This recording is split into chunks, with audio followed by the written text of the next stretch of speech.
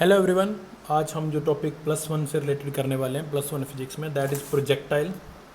और ये बहुत इंपॉर्टेंट टॉपिक है। अभी जितना इंपॉर्टेंट कह सकते हो उतना ही ज़्यादा इंपॉर्टेंट है। तो सबसे पहले प्रोजेक्टाइल क्या होता है, देखो। जब हम फुटबॉल को किक मारते हैं, जब हम बॉल को थ्रो करते हैं, वो सब प्रोजेक्टाइल है। जैवलिन थ्रो करते हैं, वो सब प्रोजेक्टाइल है। तो प्रोजेक्टाइल होता क्या है, किसी चीज़ को आपने फेंक दिया यू वेलोसिटी से, उसके बाद उसको ग्रेविटी अपने आप नीचे ले आएगी। या आपने किसी चीज़ को, देखो यहाँ से मैंने सीधा सीधा किसी चीज़ को किक मार दी, कैनन फायर कर दिया यहाँ से, वो सीधा उसको ग्रेविटी नीचे ले आएगी।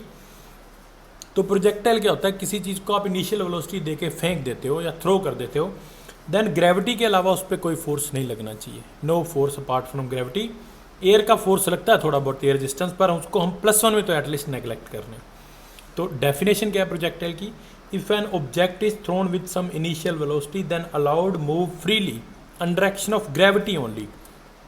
तो किसी चीज़ को आप फेंक देते हो, फिर उस पर कोई ग्रेविटी के अलावा कोई फोर्स नहीं लगना चाहिए। इसके एग्जाम्पल है फुटबॉल को किक करना, एक बॉल को थ्रो करना, या इवन कैनन फायर करना। कैनन को आप फायर करते हो ना, आप गोले को इनिशियल वेलोसिटी दे के फेंक देते हैं, firing a cannon. Even shooting a gun, firing a gun, much better I write, firing a gun. तो गन भी फायर करते हो तो बुलेट को आप इनिशियल वेलोसिटी दे के भेज देते हैं, उसके बाद ग्रेविटी उसको कभी ना कभी नीचे लाती है जो हमें दिखती नहीं है। तो दो तरह के प्रोजेक्टाइल होते हैं अभी। हॉरिजॉन्टल प्रोजेक्टाइल, ये मान लो ग्राउंड है अपना, ये एक्स एक्सिस है और ये वर्टिकल वाई एक्सिस है। तो आप बुलेट फायर करते हो, गन की बैरल सीधी सीधी, या आपने पत्थर थ्रो कर दिया बिल्कुल पैरेलल ग्राउंड के, तो आपने तो यू वेलोसिटी से फेंका था, ग्रेविटी उसको नीचे लाई किसी हाइट से। तो जब हम ग्राउंड के पैरेलल चीज़ को थ्रो करते हैं तब जो है that is called horizontal projectile. Okay.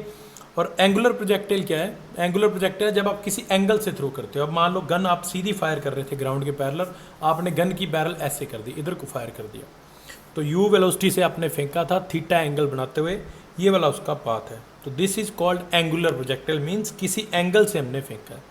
इसका एग्जाम्पल क्या है, firing a gun with straight bullet, throwing a stone with parallel to the ground from a height.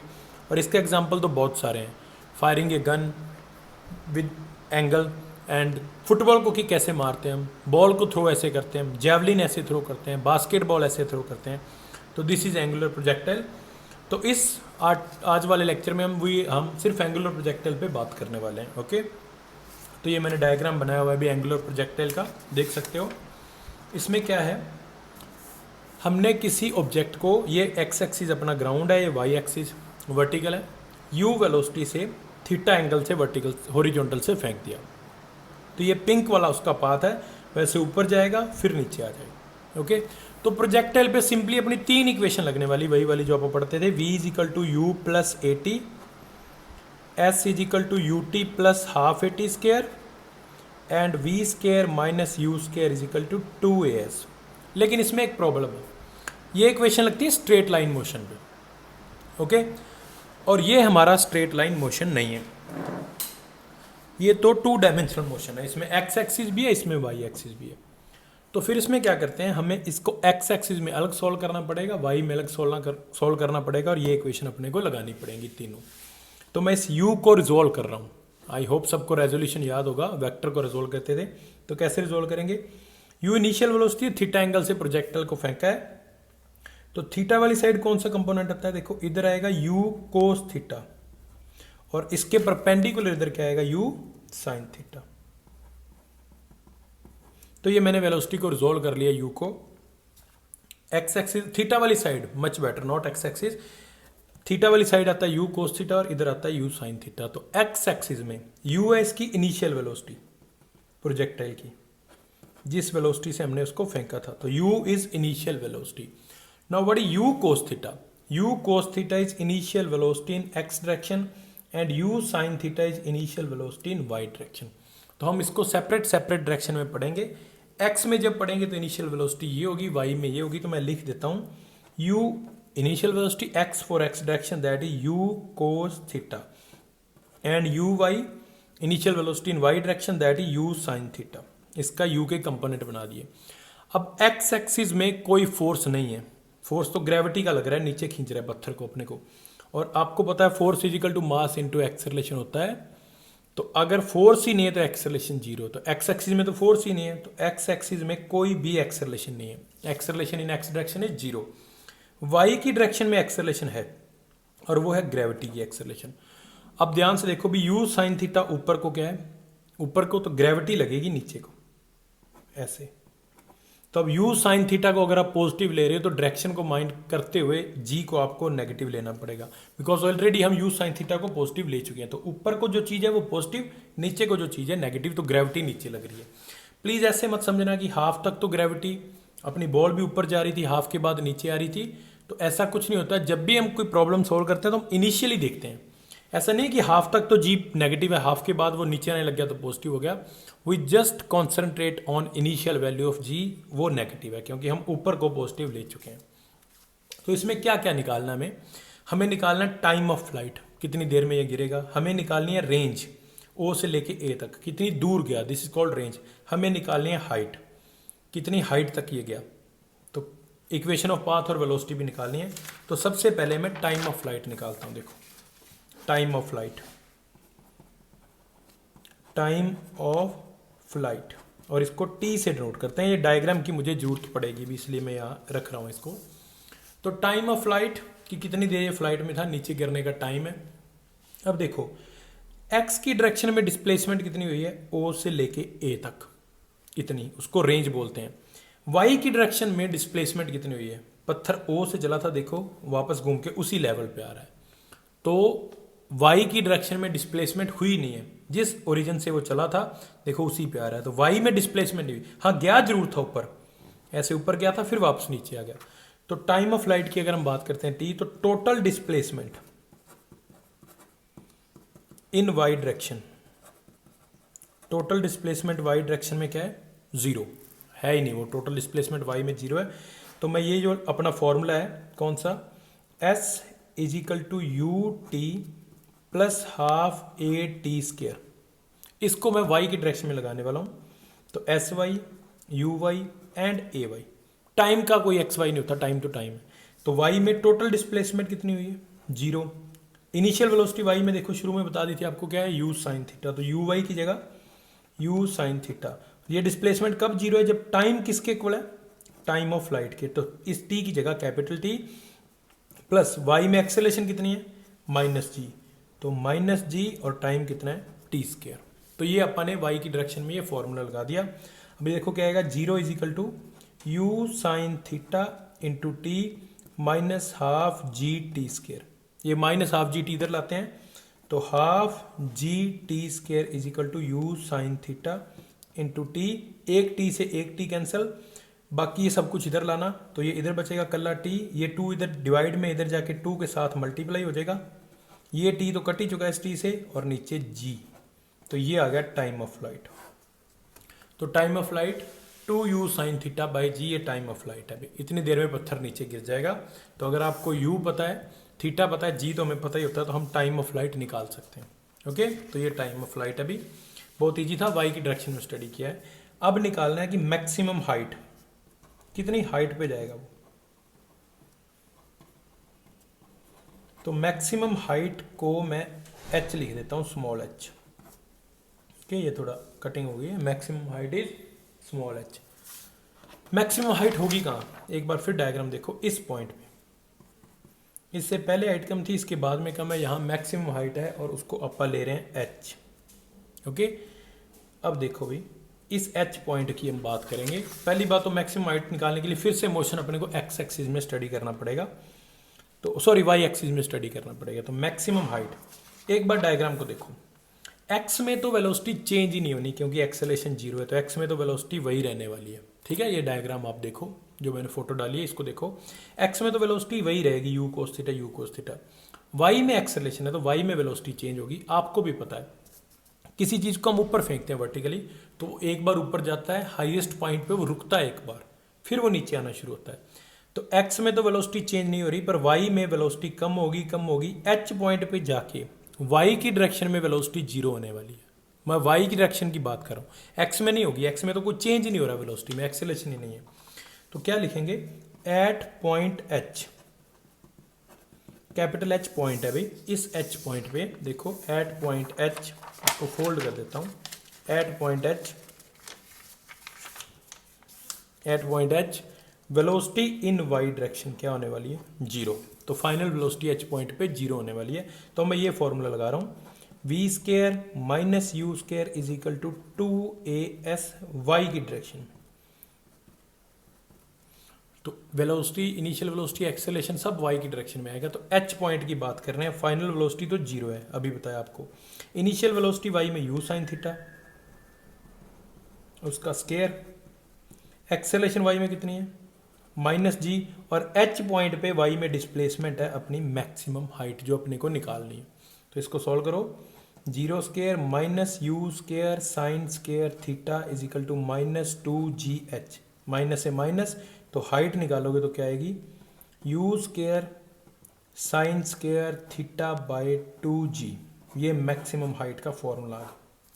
Okay, तो फिर से अगर आपको u पता है, थीटा पता है, g पता, तो आप हाइट भी निकाल दोगे। तो this is maximum height, okay, जो h पॉइंट पे होगी। तो हमने टाइम ऑफ फ्लाइट निकाल दिया है, हमने हाइट निकाल दिया है, अब निकालनी है रेंज। तो रेंज क्या होती है, देखो O से लेके A तक, ये वाली, ये रेंज है भाई। तो रेंज की बात करूं मैं, तो रेंज क्या होती है, R से डिनोट करते हैं उसको। What is range, maximum displacement,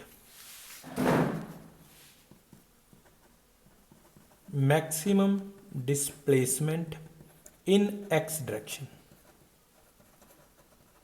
तो x की डायरेक्शन में जो मैक्सिमम डिस्प्लेसमेंट है दैट इज रेंज। तो नो डाउट हमें मोशन x में स्टडी करना पड़ेगा। एक बात ध्यान से सुन लो भाई, रेंज निकालने के लिए आपको टाइम ऑफ फ्लाइट पता होना चाहिए। तो अगर पेपर में डायरेक्ट रेंज निकालनी आती है तो यू कैन डायरेक्टली राइट कि हमें पता है टाइम ऑफ फ्लाइट ये है, बट अगर आप भूल जाओ तो इसको सेपरेटली ड्राइव कर लेना या वहीं भी ड्राइव कर लेना। तो you must know what is the time of flight, क्योंकि यहाँ से यहाँ तक का टाइम तो आपको पता ही होना चाहिए। तो मैक्सिमम रेंज अगर आपको निकालनी यहाँ से यहाँ तक, तो टाइम कितना हो जाएगा तब, टाइम ऑफ फ्लाइट जितना, और वो कितना है 2u sine theta by g. You must know time of flight, ये तो आपको पता ही होना चाहिए अभी। ओके, अब रेंज निकालने के लिए देखो यही फॉर्मूला अपना, s is equal to u t plus half a t square, पर अब ये x की डायरेक्शन में लगाना है। तो मैक्सिमम रेंज डिस्प्लेसमेंट हो जाएगी r, इनिशियल वेलोसिटी x में कितनी थी, u कोस थीटा, ये शुरू में बता दिया था। ओके, टाइम ऑफ फ्लाइट जितना, ये रहा कितना है 2u साइन थीटा बाय जी। तो u x की जगह ये, टाइम की जगह ये, प्लस x में एक्सेलेरेशन क्या है जीरो, इधर मैं टी स्केयर लिख देता हूँ, ये तो जीरो होने वाला है। तो ये रेंज क्या आ गई देखो, u into u square into 2 sine theta cos theta by g. Okay, मैं इनको इक्वेशन को नाम दे देता हूँ भी, this is equation number 1, this is 2 and this is 3। अब मैं एक बार रेंज यहाँ खत्म नहीं हुई भी, ये फॉर्मूला भी याद रखना रेंज का क्या है, u square 2 sine theta cos theta by g. कई न्यूमेरिकल में ये फॉर्मूला भी लगता है। अब फिजिक्स में, सॉरी मैथ में फॉर्मूला होता है भी 2 साइन थीटा कोस थीटा को लिख सकते हैं हम साइन 2 थीटा। ओके, ये लिख सकते हैं हम। तो मैं यहाँ पुट कर रहा हूँ, तो रेंज का फॉर्मूला क्या आ जाएगा, यू स्केयर इस 2 साइन थीटा कोस थीटा को लिख दिया sine 2 theta by g. This is range for horizontal projectile, जो निकालने के लिए आपको टाइम ऑफ फ्लाइट तो एटलीस्ट पता होना ही चाहिए, तभी आप कर सकते हो। ओके, तो अब सुन लो भी ध्यान से, ये फॉर्मूला भी लगेगा और ये फॉर्मूला भी लगेगा, ध्यान रखना। ये मैथ में फॉर्मूला है, जैसे आपने 10th में पढ़े होंगे sine square theta plus cos square theta is equal to 1। तो ये भी होता है 2 साइन एक्स कोस एक्स होता है 2 साइन 2x। तो ये रेंज का फॉर्मूला निकल गया। ये फोटो ध्यान से देखोगे आप, होता क्या है, हमें रेंज मैक्सिमम चाहिए होती है। ये फोटो को आप देखोगे, मान लो कोई जैवलिन फेंक रहा है या किसी को कंपटीशन करना है थ्रो फेंकने का, तो हमें रेंज मैक्सिमम चाहिए। तो यहाँ मैं केस करवा रहा हूँ आपको, देखो एक बंदे को जैवलिन फेंकना है तो उसके लिए जी तो वो बदल नहीं सकता, यू भी उसके लिए कांस्टेंट है, वो जितनी मैक्सिमम वेलोसिटी, मान लो आप गन ही फायर कर रहे हो तो गन की इनिशियल वेलोसिटी आप नहीं बदल सकते, वो तो कांस्टेंट है। तो सेम एक जैवलिन थ्रोअर जो कर रहा है उसके लिए यू कांस्टेंट है और जी कांस्टेंट है, वो मैक्सिमम जोर लगा के अपना यू जितना वो दे सकता देगा। क्या आसानी से वो चेंज कर सकता है, थीटा। तो फॉर मैक्सिमम रेंज जो हमें चाहिए होती है, फॉर मैक्सिमम रेंज यू और जी तो कांस्टेंट है, अगर ये साइन 2 थीटा वाली चीज़ मैक्सिमम हो जाए ना तो रेंज मैक्सिमम हो जाएगी। तो sine 2 theta must be equal to 1। अब इसका मतलब क्या है, साइन मैक्सिमम कब होता है? अभी साइन मैक्सिमम होता है कितना, +1 या -1, जीरो भी होता है। साइन की वैल्यू कभी 1 से बड़ी नहीं होती, कभी -1 से छोटी नहीं होती, ये देख लेना आप। कैसा नहीं आया होगा कि आप कुछ निकाल रहे हो साइन थीटा और वो 5 आ जाए। साइन कभी 1 से बड़ा नहीं होता, कोस भी, साइन और कोस हमेशा -1 +1 के बीच ऑक्सीलेट करते हैं। तो अगर ये साइन 2 थीटा मैक्सिमम हो जाए, यू और जी तो कांस्टेंट है, तो रेंज भी मैक्सिमम हो जाएगी। और साइन 2 थीटा मैक्सिमम कितना होता है? 1। इससे बड़ा तो हो ही नहीं सकता साइन। कब मैं 1 हो गया? जब 2 थीटा किसके इक्वल होगा? साइन 1 कब होता है? 90 के। तो थीटा कितना आ गया? 45। एक बार इस फोटो को फिर से दोबारा देखो। तो अगर आपको रेंज मैक्सिमम चाहिए एज ए फिजिक्स स्टूडेंट, अब आपको पता होना चाहिए, मान लो आपको क्रिकेट बॉल थ्रो करनी है, तो आपको मैक्सिमम रेंज कब मिलेगी? जब आप किस एंगल से बॉल को फेंकोगे? 45 डिग्री से। ये उसका रीज़न है। तो रेंज मैक्सिमम कब होती है? You must no. अब देखो फिजिक्स कैसे काम करती है डेली लाइफ में। आपका कोई फ्रेंड जेवलिन थ्रो कर रहा है और आपको उसकी हेल्प करनी है, तो उसको बस इतना बता देना कि थीटा 45 कर ले भाई अपना, तो रेंज मैक्सिमम हो जाएगी। ओके, तो हमने रेंज निकाल दिया, टाइम ऑफ फ्लाइट निकाल दिया और मैक्सिमम हाइट निकाल दी है इस प्रोजेक्टाइल में। ओके, तो रेंज मैक्सिमम भी मैंने आपको बता दिया है। अब छोटा सा टास्क है आपके लिए, आप बताना हाइट मैक्सिमम के लिए थीटा कितना होना चाहिए।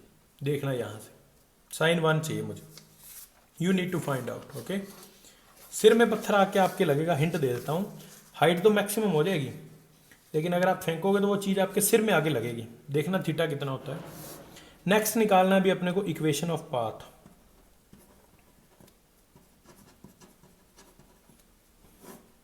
इक्वेशन ऑफ पाथ का मतलब क्या है कि ये जो पाथ बन रहा है मैथमेटिकली ये क्या है?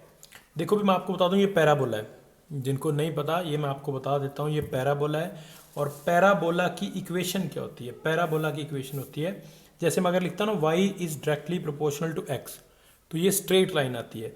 लेकिन अगर मैं लिख दूं y directly proportional to x square और x directly proportional to y square, तो ये होता है पैराबोला। तो अगर y की पावर 1 है और x की पावर 1 है और आप ग्राफ बनाओगे तो स्ट्रेट लाइन आएगा।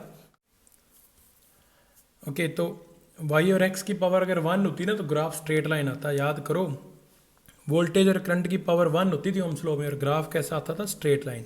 अगर voltage is directly proportional to I square होती तो ग्राफ पैराबोलिक आता। ओके, तो हमें इक्वेशन ऑफ पाथ निकालनी है। तो इक्वेशन ऑफ पाथ के लिए x और y में रिलेशन निकालना हमें, तो जो x equal to y square आना चाहिए या y equal to x square आना चाहिए, ये पैराबोला है। ओके, तो आप करके देखते हैं। इक्वेशन ऑफ पाथ के लिए we need to find relation between x and y। तो मैं कोई पॉइंट P ले लेता हूँ, इस पॉइंट P के कोऑर्डिनेट ले लेता हूँ x y। तो इस पॉइंट P तक बॉडी y में अगर मैं बात करूँ तो कितना चलिए y, और x में कितना चलिए x। सिर्फ मैं पॉइंट P की बात कर रहा हूँ भी। अगर मैं यहाँ की बात करूँ तो बॉडी y में हम मैक्सिमम हाइट चलिए, यहाँ की बात करूँगा तो बॉडी y में 0 चलिए, लेकिन पॉइंट P तक बॉडी कितनी चलिए y, और x में कितनी है चलिए x। ये फोटो आप देख सकते हो, फिर से पॉज करके इसको आराम से देख लो।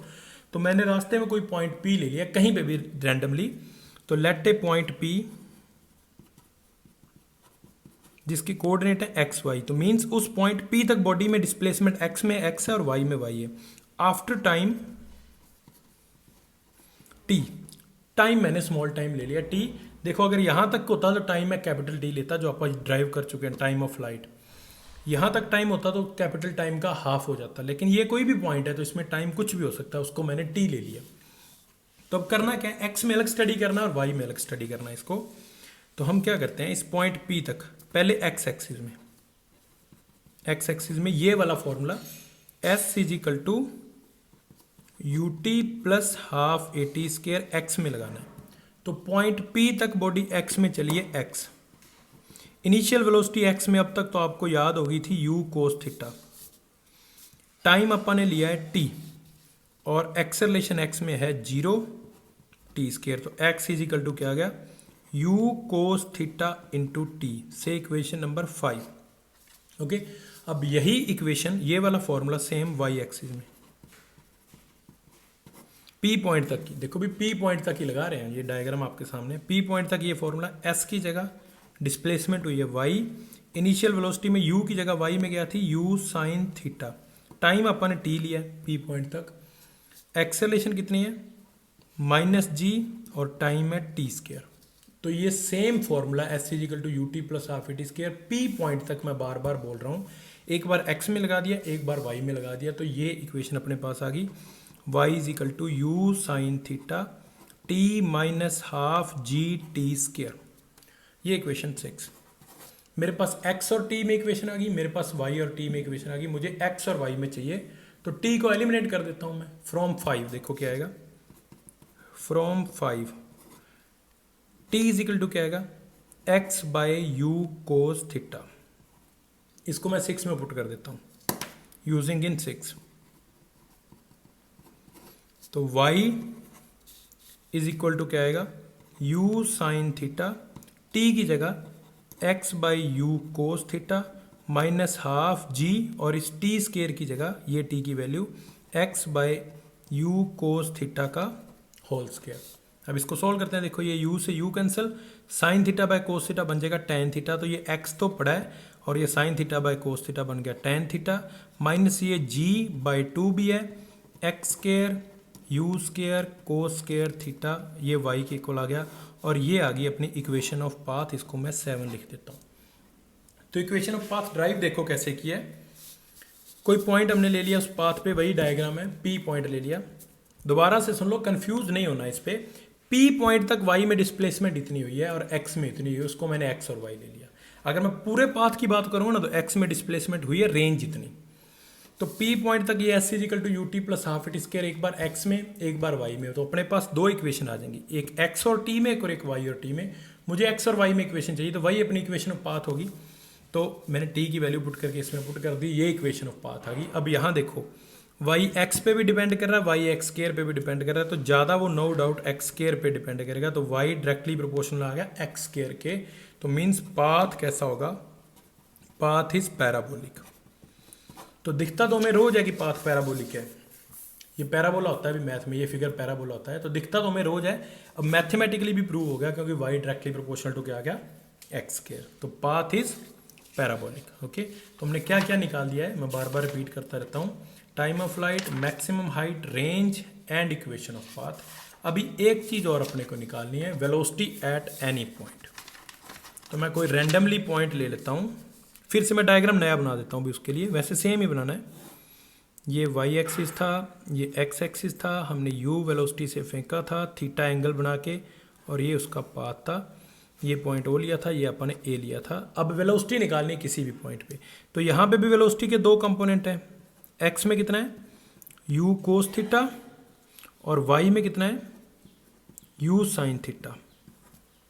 तो यहाँ पॉइंट में ले लेता हूँ P फिर से, तो यहाँ पे वेलोसिटी होगी ये v, तो यहाँ पे भी वेलोसिटी के दो कंपोनेंट होंगे vx एंड vy।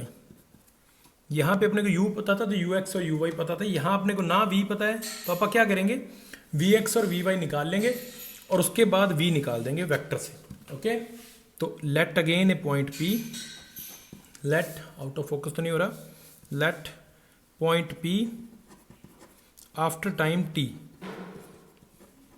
अब उसके लिए एक्स वाई के कोऑर्डिनेट लेने की जरूरत नहीं है, तो मैं ये formula v is equal to u plus a t, एक बार x में लगा रहा हूँ, x डायरेक्शन, तो v x is equal to क्या आएगा u x plus a x t. तो वी एक्स निकालना है, u x u cos theta, initial velocity x में ये रही, एक्सेलेरेशन x में 0 है, टाइम जितना मर्जी हो, तो वी एक्स तो आ गया u cos theta, equation number 8। तो मैंने वेलोसिटी का x कंपोनेंट निकाल दिया P पॉइंट पे, उतना ही है जितना शुरू में था, क्योंकि x में एक्सेलरेशन नहीं है। देखो आप, अब यहाँ देखो एक्सेलरेशन 0, तो वेलोसिटी चेंज नहीं होगी, तो x में तो वेलोसिटी चेंज नहीं हुई। अब निकालते हैं y में, तो v y is equal to क्या आएगा u y plus a y t. V y अपने को निकालना है, इनिशियल वेलोसिटी y में थी u साइन थीटा, एक्सेलरेशन है माइनस जी टी, तो वेलोसिटी y में क्या आ गई देखो, u कोस थीटा x में थी, y में आ गई u sine theta minus g t, तो यहाँ एक्सेलरेशन है। Net velocity v, net velocity v will be resultant of vx and vy। अब वी एक्स और वी वाई में एंगल कितना है 90। आई होप आपको ट्राइंगल लॉ याद है, रिजल्टेंट का फॉर्मूला होता था a square plus b square plus 2ab cos theta. तो मैं यहाँ लगा रहा हूँ v क्या आएगी, x को मैं ए मान लेता हूँ, a square plus b square x और y प्लस 2ab, दोनों में थीटा है 90। आप देख सकते हो भी ए वेक्टर है ये बी वेक्टर है, ये आपने फॉर्मूला लगा दिया, कोस 90 होता है 0, तो ये टर्म तो 0 हो जाएगी। 8 और 9 को मैं यूज़ कर रहा हूँ, यूजिंग 8 एंड 9, तो v क्या आएगी, वी एक्स की जगह u कोस थीटा का स्केयर, वी वाई की जगह u sine theta minus g T का स्केयर, ये आगे 0, कोस 90 इसको 0 कर देगा। तो इसको मैं सॉल्व कर रहा हूँ भाई, आगे तो मैथमेटिक्स बचा है, देखो इसका स्केयर करोगे तो u square cos square theta plus इस पे a प्लस बी का होल स्केयर माइनस बी के होल स्केयर वाला फॉर्मूला लगेगा, तो a square minus plus b square minus 2ab,